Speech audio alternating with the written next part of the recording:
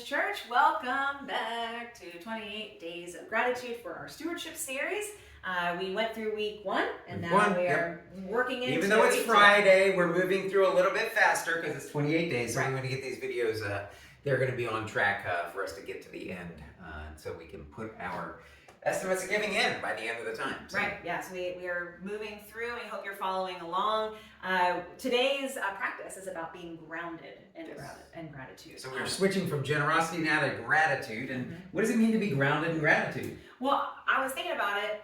When I think of being grounded, I mean, I know that, like, I'm not an electrician, but I know that in terms of a grounding wire, it kind of like turns off the electric charge, right? Isn't that what that does? Well, I know in the mental health field, there is a grounding practice, right? That it helps you if you're feeling anxious.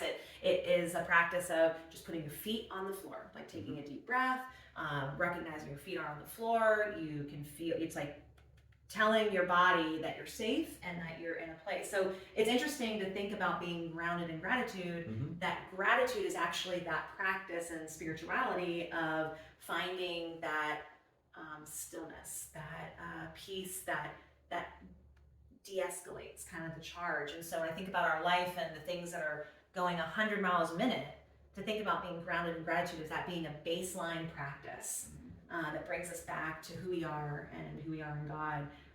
It's really remarkable to think about that.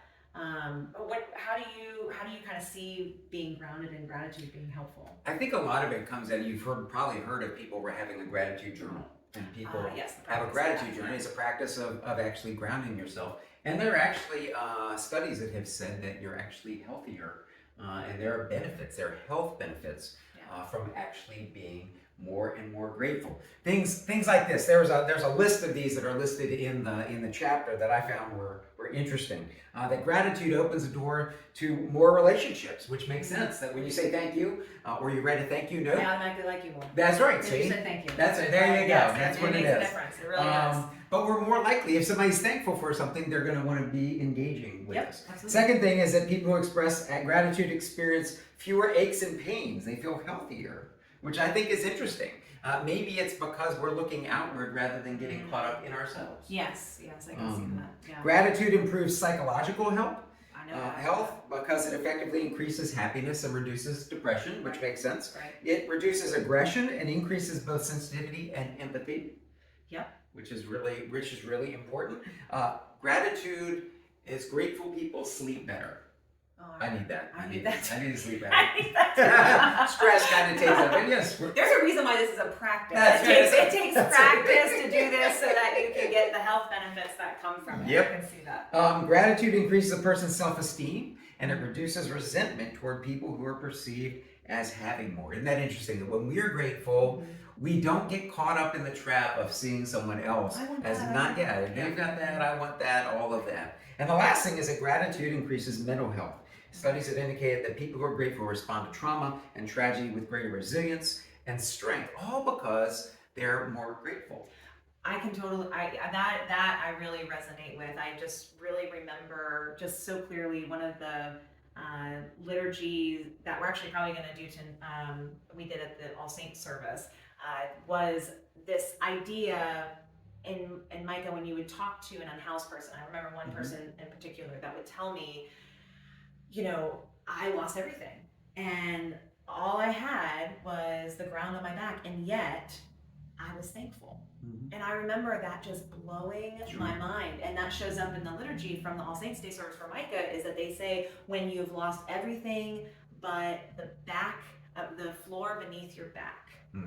Wow. And that is what, in that moment, you are grateful to God for, that you are awake, you're opening your eyes, that you have another breath in your lungs, that you give thanks for the little things. And that when I would meet people who had the experience of homelessness, they would be so thankful for just the smallest things that I took so for granted. And that really taught me a lot about, their resilience and overcoming a situation like that actually improved the way they saw the world around them. They didn't need as much, and they were able to live in a way that I felt like was actually more authentic.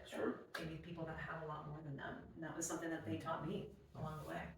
So this week we're going to be talking about what does it look like and what does it feel like and how do we become more grounded in gratitude? How do we try to have grateful hearts? Try do we move towards that space where we step in and recognize just the many gifts that God has given to us, and allow that to seep into our bones to where we're grateful because of that. We don't just take advantage of it, we're not just like thinking about it. It's not just take, That's take, right. but it's a matter of being so grateful that what you have that you want to share with other people. Yep. So tune in tomorrow, friends, and we look forward to delving in a little bit more about gratitude. Thanks. Take care.